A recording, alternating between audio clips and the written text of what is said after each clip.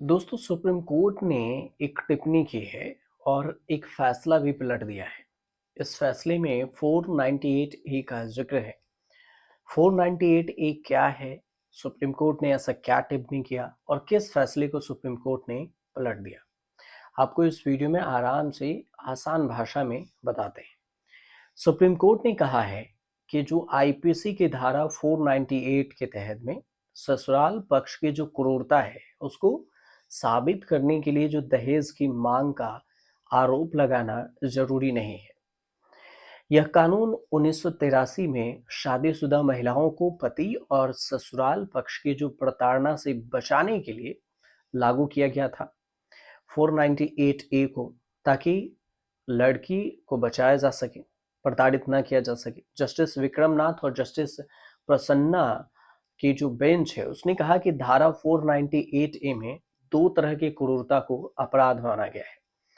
पहला ये कि जब महिला को इस तरह प्रताड़ित किया जाए कि उसे गंभीर मानसिक और शारीरिक तकलीफ हो, और दूसरा, जब महिला पर किसी अवैध मांग को पूरा करने के लिए दबाव डाला जाए, जैसे आप सुनते होंगे दहेज प्रथा। इसमें से कोई भी स्थिति पर पति या ससुराल वाले पर केस किया जा सकता है। ये सुप्रीम कोर्ट की टिप्पणी है। दरअसल हुआ यूं कि कोर्ट ने आंध्र प्रदेश हाई कोर्ट के फैसले को ही पलट दिया। अब आंध्र प्रदेश हाई कोर्ट ने क्या कहा? हाई कोर्ट ने ये कहते हुए मामला को खत्म कर दिया था कि महिला से दहेज की मांग नहीं की गई थी, जिसके बाद महिला ने हाई कोर्ट के फैसले को सुप्रीम कोर्ट में चुनौती दे दी थी। बेंच इसी पर कहा कि 1983 में जब यह कानून लागू किया गया था, तब देश में दहेज से संबंधित मौतों की संख्या बढ़ रही थी, और इसे न केवल दहेज हत्या के मामलों से निपटने, बल्कि विवाहित महिलाओं पर होने वाले अत्याचारों को रोकने के उद्देश्य से भी लगाया गया था। अब सुप्रीम कोर्ट ने अपने फैसले में कई सारे पुराने मामलों का जिक्र किया, जिसमें महिलाओं को उनके पति और ससुराल वालों ने दहेज न मांगने के बावजूद परेशान किया था। अदालत ने कहा कि ऐसे मामलों में भी कानून के तहत सख्त कार्रवाई की जा सकती है। सीधे तौर पर टिप्पणी थी। अब भारत में महिलाओं की जो सुरक्षा है, इसके लिए जो कानून बने हैं उसमें दहेज निषेध अधिनियम 1961, इसका मकसद है दहेज प्रथा को रोकना, दोषियों को सजा दिलाना।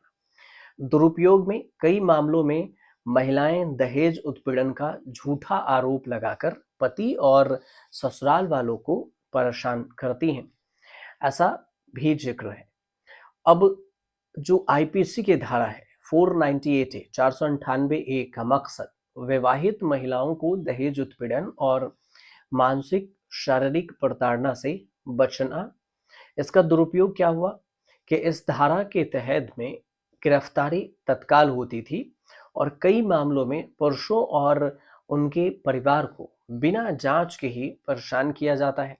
घरेलू हिंसा अधिनियम 2005 मकसद बना, तो फिर महिलाओं को शारीरिक, मानसिक और आर्थिक और यौन हिंसा से सुरक्षा देना इसका मकसद था। लेकिन इसका दुरुपयोग क्या हुआ? महिलाएं झूठा केस करके पति के आर्थिक लाभ के लिए दुरुपयोग करती रहीं। तो दोनों जो किसी के एडवांटेज हैं तो डिसएडवांटेज भी हुए। अब कार्यस्थल पर जो यौन उत्पीड़न अधिनियम है 2013, इसका मकसद ये था कि इस कानून का उद्देश्य महिलाओं को कार्यस्थल पर यौन उत्पीड़न से बचाना है, जहां काम करती है। दुरुपयोग क्या हुआ कि कुछ मामलों में महिलाएं अपने सहकर्मी, कलीग्स या बॉस पर ही झूठे आरोप लगाकर उन्हें ब्लैकमेल करने लगी। जो रेप से संबंधित कानून है, आईपीसी की धारा 376 और 354, ये पहले उसका मकसद था महिलाओं की सुरक्षा और यौन अपराधों को रोकने के लिए बनाना। लेकिन इसमें भी दुरुपयोग हुआ। मिसयूज ये हुआ कि कुछ मामलों में बदले की भावना और व्यक्तिगत लाभ के लिए झूठे आरोप लगाए जाने लगे। हिंदू विवाह अधिनियम 1955 में देखें तो गुजारा भत्ता की धारा है 24/25, इसका मकसद था तलाक के दौरान आर्थिक रूप से कमजोर महिलाओं को भरण पोषण करने की व्यवस्था। लेकिन इसमें भी दुरुपयोग हुआ कि कई बार महिलाएं झूठे आरोप लगाकर ज्यादा पैसा लेने की कोशिश करती हैं। तो इस पूरे मामले को लेकर जो देखें तो सुप्रीम कोर्ट ने हाल ही में इस बात की टिप्पणी की और कहा कि किसी महिला के पति और ससुराल वाले दहेज नहीं मांगते लेकिन हिंसा करते हैं, फिर उसे प्रताड़ित करते हैं, तो भी सेक्शन 498 ए के तहत उन पर एक्शन हो सकता है। आमतौर पर धारणा यह है कि यह कानून दहेज उत्पीड़न के मामले से महिलाओं को बचाने के लिए किया जाता है। ऐसे में सुप्रीम कोर्ट की ये टिप्पणी काफी महत्वपूर्ण है। आमतौर पर ऐसा भी मानना है कि 498 दहेज की मांग करता है और अगर दहेज की मांग नहीं की गई तो फिर ऐसे केस में महिला के पति और परिवार वाले बच सकते हैं। हालांकि सुप्रीम कोर्ट ने इस विषय पर स्थिति साफ करते हुए कह दिया है अब कि सेक्शन 498 ए का उद्देश्य सिर्फ दहेज की मांग करते हुए उत्पीड़न को बचाव करना ही नहीं है, बल्कि इसका उद्देश्य महिलाओं को घरेलू उत्पीड़न, हिंसा और अत्याचार से भी बचाना है।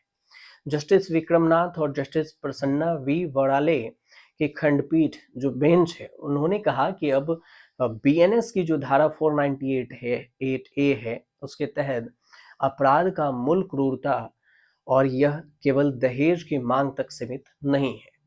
ऐसे में दहेज की मांग का अभाव में शारीरिक और मानसिक हिंसा भी इसके दायरे में आती है। तो कुल मिलाकर अब देखें एक लाइन में तो ये ऐसा हो गया कि आप दहेज की मांग नहीं भी करेंगे तब भी आप पर केस दर्ज होगा 498 ए के तहत, क्योंकि अगर महिला के साथ हिंसा या फिर उसे मानसिक प्रताड़ना दी गई और अगर महिला ने शिकायत कर दिया तो भी वो दहेज प्रथा के अंतर्गत ही केस दर्ज होगा।